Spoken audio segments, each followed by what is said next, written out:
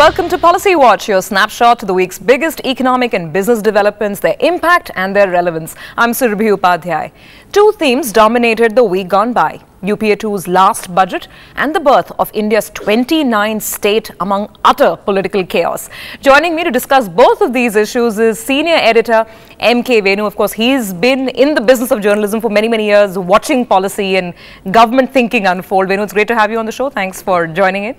Well, let's start with our first big story. The vote on account first. With its 10-year reign drawing to a close, the UPA government presented its last budget detailing what it termed were its economic achievements.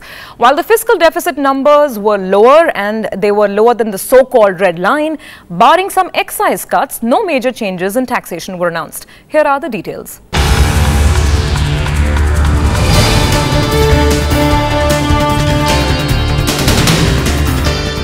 Interim budget has projected gross tax collection to touch an all-time high of rupees 13,79,199 crore during 2014-2015. A massive increase of more than 2,20,000 crores or 19% over the revised figure of tax collection during 2013-2014.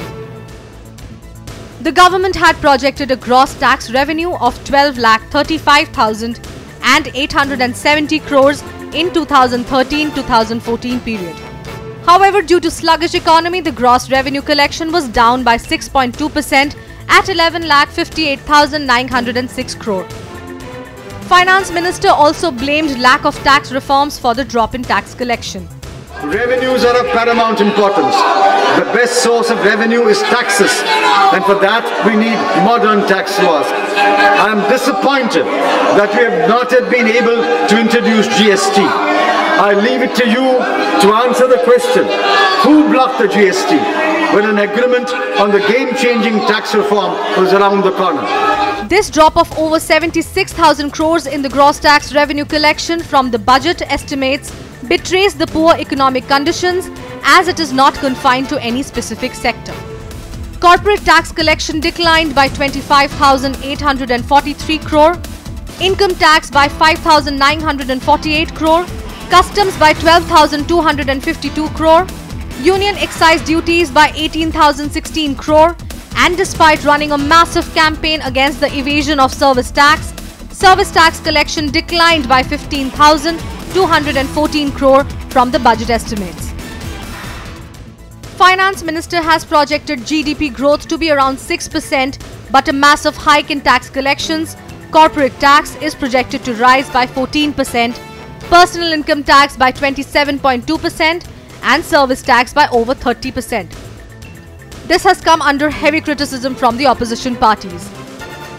For the last 3 budgets, I have been agitating both in and outside Parliament that the figures he gives are completely inaccurate. But the government is confident of achieving the target. We will definitely achieve the 13% hike we have achieved last year. So we will not get less than that. During 2013-2014, the subsidies on food, fertilizers and fuel are estimated at over 2.46 lakh crores. Interim budget for 2014-2015 projects subsidy bill to be around 2.55 lakh crore. As per the revised estimate, the oil subsidy bill for 2013-2014 is expected to be rupees 85,480 crore. However, this was done by postponing the payment of rupees 35,000 crore fuel subsidy bill to the next fiscal. Fuel subsidy for 2014-2015 is expected to be rupees 63,247 crore and food subsidies projected around rupees 1.15 lakh crore. Krishnanand Tripathi's report for Rajya Sabha Television. Right, Venu. So let's get first impressions first. What did you think of this vote on account or interim budget?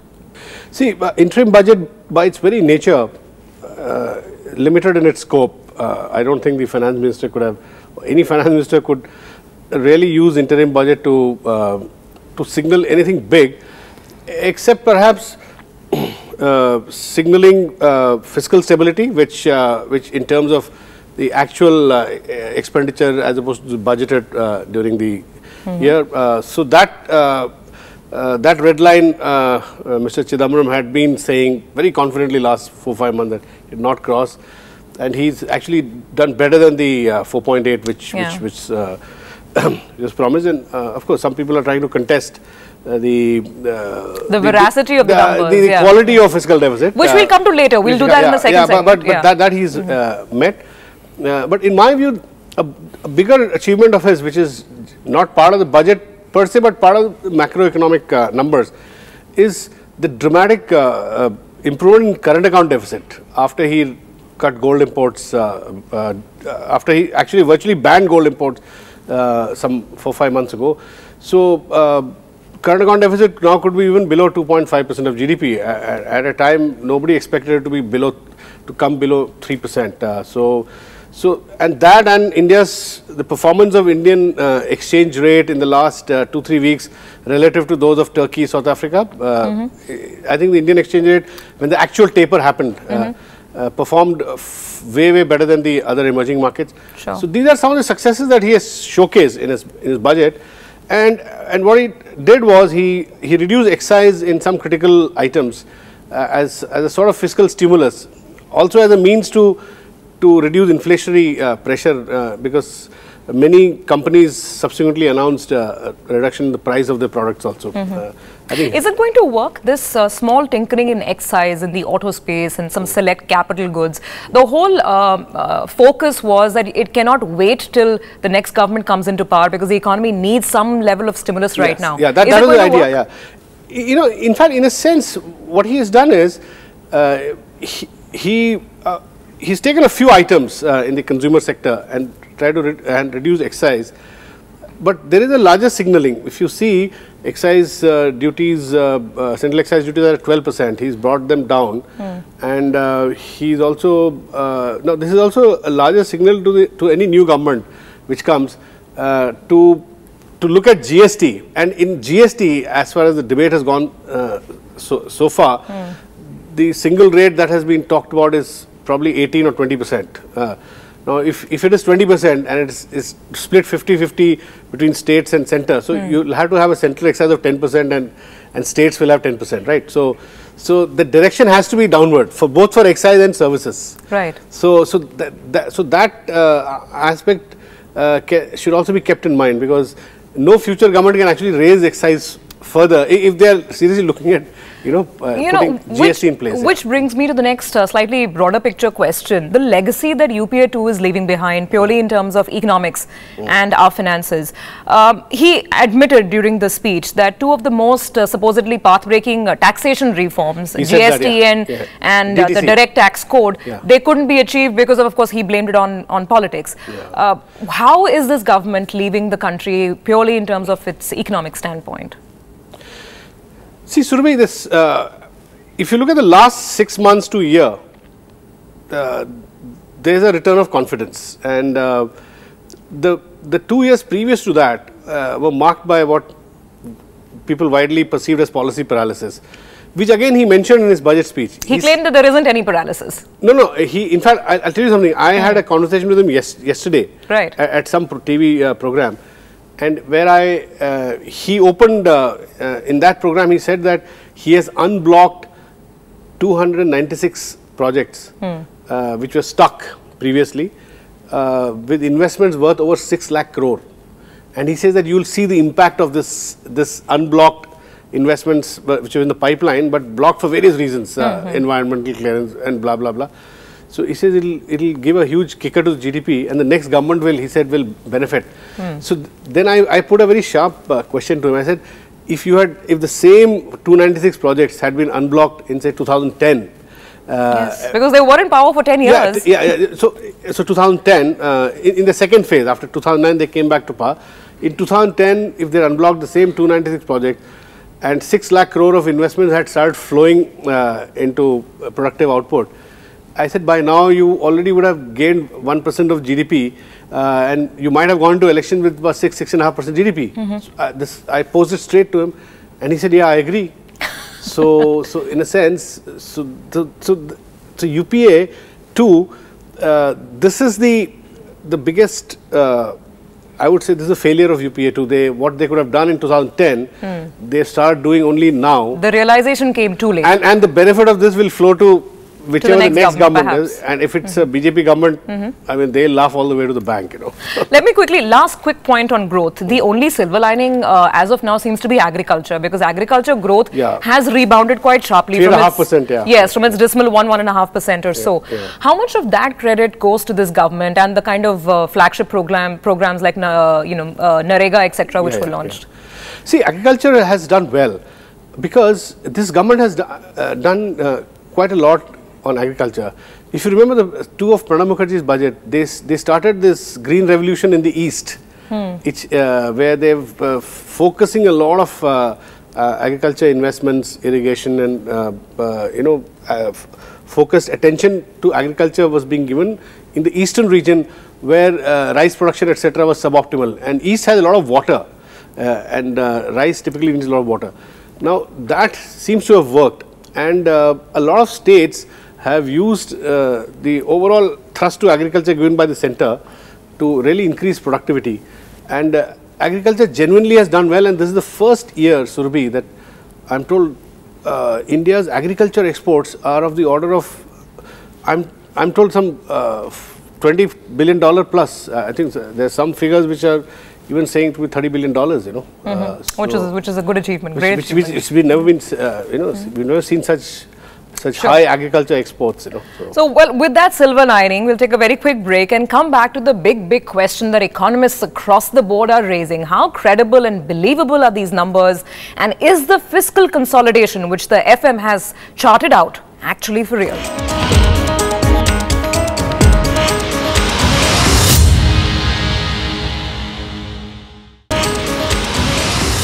Welcome back. Here with Policy Watch. Now, the FM's numbers may look fine on paper, but how credible are they? Has the government really managed to put India's finances back on track? Or is this fiscal consolidation nothing more than just some smart arithmetic? Here's the fine print.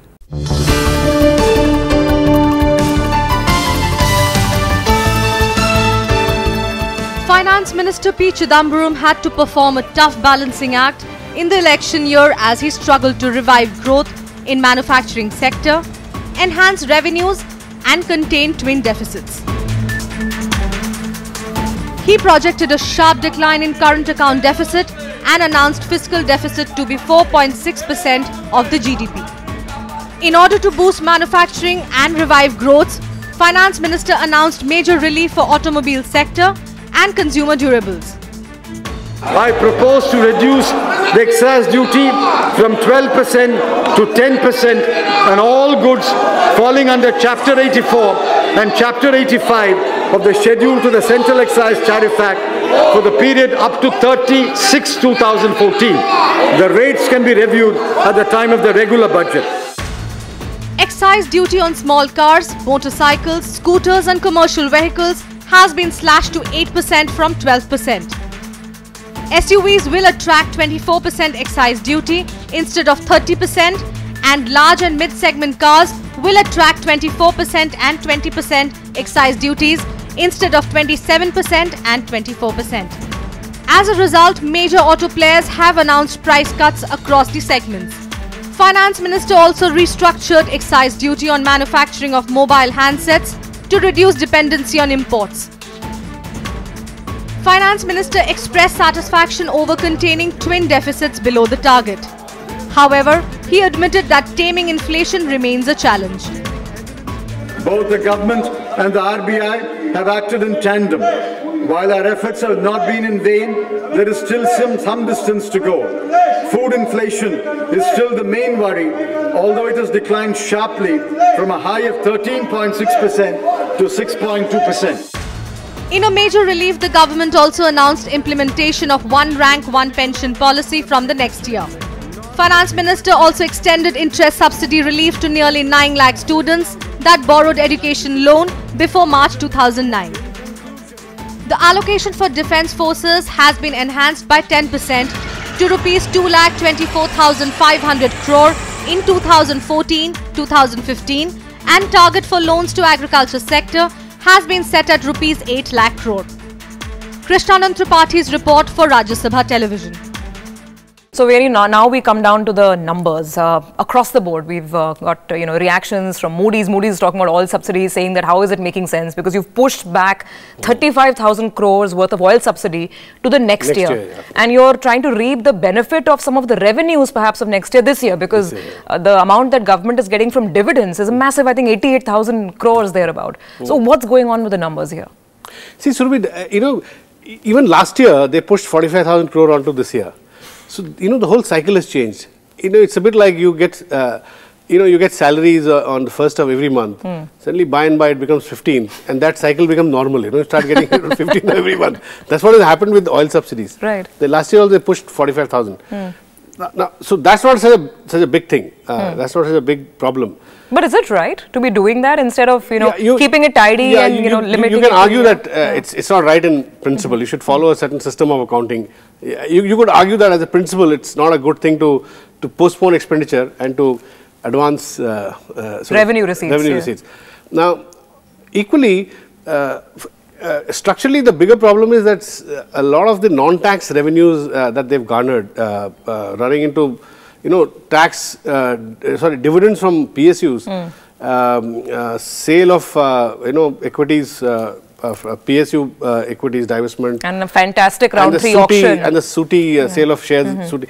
These are all one-time events. You can't keep getting these receipts year after year. So to that extent, these would be gaps in the subsequent years. Which is why, should one actually be excited with this fiscal deficit coming down to 4.6%? Technically, IMF and others do not take capital receipts, a one-time capital receipt, as part of the budget, as part of revenue for the purpose of fiscal deficit. So I don't know what will happen. The next government, what all divestments, they won't have SUTI to, how much dividends will they, how much will they milk Coal India and others, that's an open question. So to that extent, fiscal deficit quality may be a bit shaky, but still overall one cannot deny that the direction is downward. You could argue 0.3% up or down, but the direction indeed seems to be, because he has cut expenditure, this is something that most finance ministers are not able to do. He has reduced the expenditure, plan expenditure is flat actually. In real terms has fallen.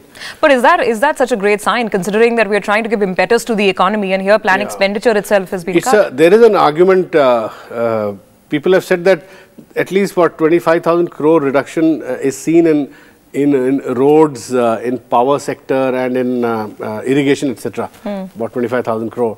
Now, it has been argued that these are productive asset creating expenditure, so will it help? Now, to that the finance minister's reply is that the ministries were given money, and as per existing rule, by December they were supposed to spend 66% of their allocation.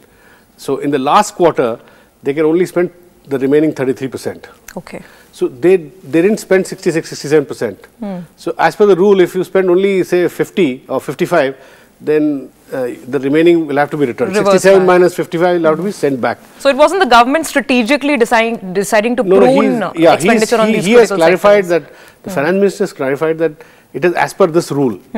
On December 31st, ministries which hadn't spent 66% of their allocation, the gap had to be returned to the finance ministry. So which brings me then to the next question that a lot of foreign rating agencies are talking about, and brokerages are raising about the projection for next year. This wonderful figure of 4.1% of fiscal deficit that we've heard, it seems to be based on the premise that we'll have great revenue generation next year. In fact, the numbers are amazing. We're looking at 19% increase in gross tax collections, 14% in corporate tax, personal income tax 27%, excise, customs. So the hope is there'll be great buoyancy. Is that a well-placed hope or a misplaced one? Surabhi, my sense is that if these 296 projects entailing an investment of 6 lakh crore plus, if they actually go on stream, I'm sure the next government will be a huge beneficiary of that. If you get a 1.5% GDP kicker, I think some of these projections could come true. I wouldn't be surprised. So on a scale of 1 to 10, how much would you rate this budget and Mr. Chidambaram's effort to bring the country's finances back on track? You know, I don't know whether interim budget can be rated. Let's talk about the overall 5-year term, or since the time he took over from Mr. Pranab Mukherjee. I think he has certainly improved. I mean, the perception of the industry is that he has brought back confidence. So that's, I mean, that's the industry perception. So, and they say it both publicly and privately. And sometimes industries says publicly something, privately says something else. But on this, privately also they say that he has brought back confidence. Okay, which is great news. It's a great starting point. Yeah. We'll take a quick break on that note. On the other side, the birth of India's 29th state. Is it viable economically and financially?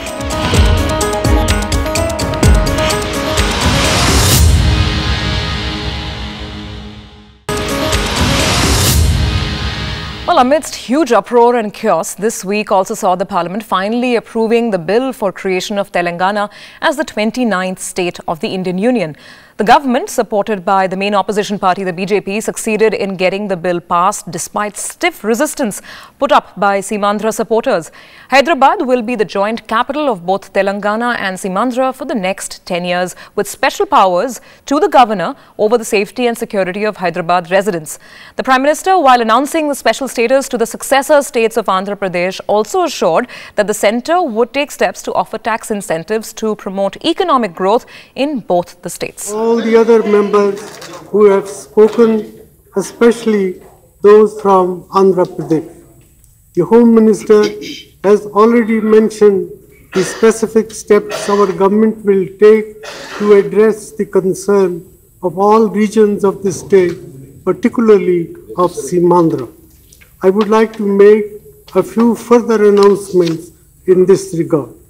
First, for purposes of central assistance, special category assistance will be extended. Venu, so this was the next big political upheaval that we saw, including pepper sprays and God knows what else we saw in Parliament.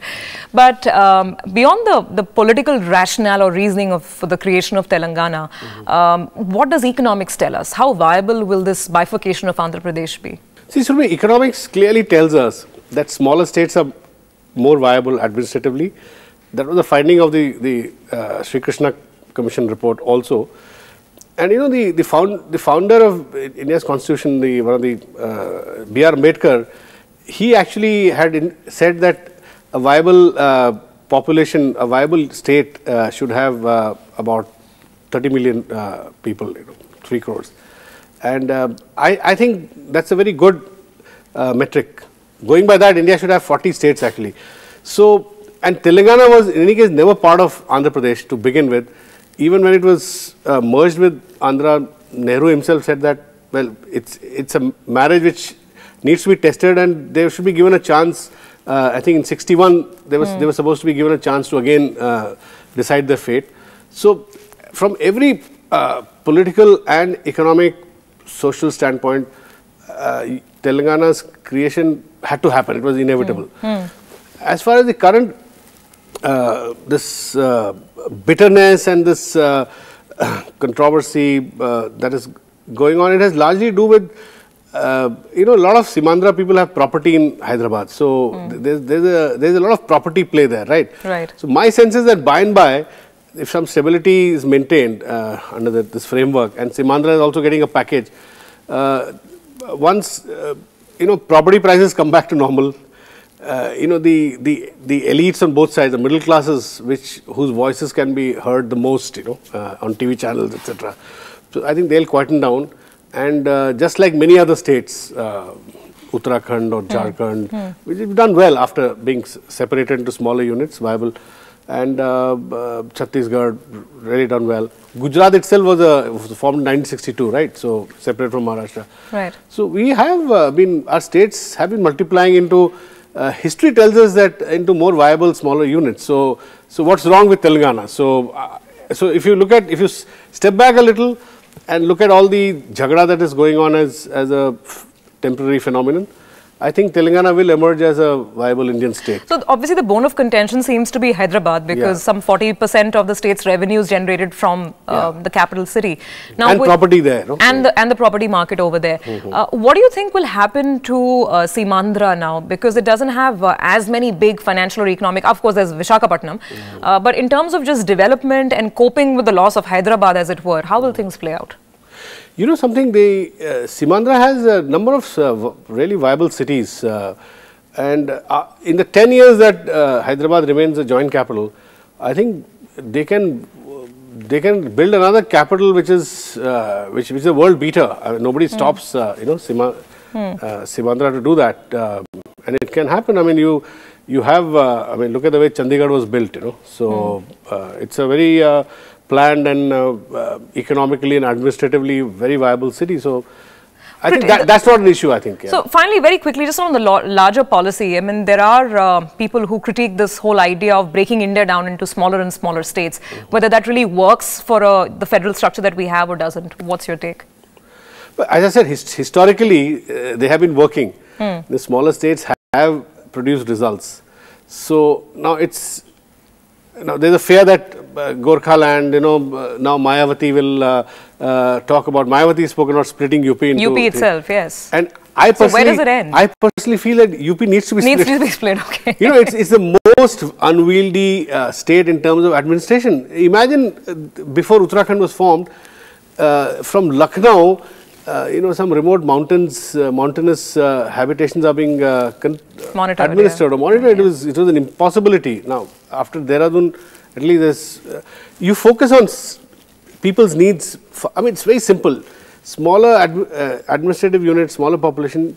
So per say 1,000 people, the number of education institutions, number of police. But that much also harder for any central government policy to percolate down on a pan-India basis, isn't it? Yeah, it's in some sense, these are all, the very demand for smaller states is also an articulation of greater, federal power, the need for greater, decentralization of power to smaller units. So that's essentially it's that. So you may witness more of that. And UP, I am certain that UP at some point will have to be bifurcated, but it cannot be administered the way it is being now.